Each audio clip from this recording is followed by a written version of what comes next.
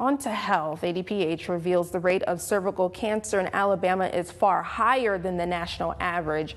And a simple way to prevent it is with HPV vaccinations. Early detection is key too. Our Jasmine Bird is live in the studio. And Jasmine, what more have you learned? Yes, Kanisha. So each year in the United States, about 13,000 new cases of cervical cancer are diagnosed and about 4,000 women die of this cancer. But we can help change that.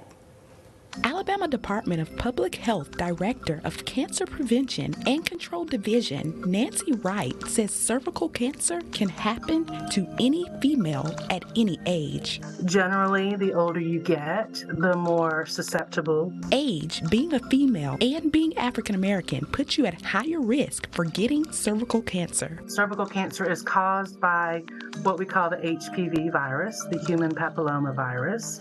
That is a virus that almost every woman gets. Most are able to fight off that virus and recover from it. A small percentage of women, I think it's 5% of women, are not able to defeat that HPV virus. And so over time, that virus can cause cervical cancer. And that's why the HPV vaccination is extremely important. Because that vaccination will stop the HPV virus from being able to live long enough to cause cervical cancer. And that's for a lifetime. Wright says we can definitely do something to stop this. So that your mom doesn't die from cervical cancer, or your daughter, or your sister, or your aunt.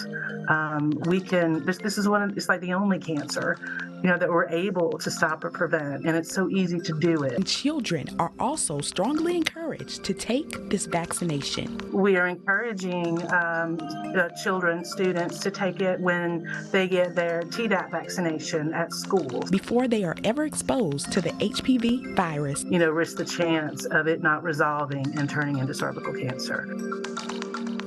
Now, Wright says in Australia, for instance, they actually make it a policy that children and the entire public get HPV vaccinations, and they have seen incredible drops in rates of cervical cancer. For more information on this vaccination, visit our website at fox54.com.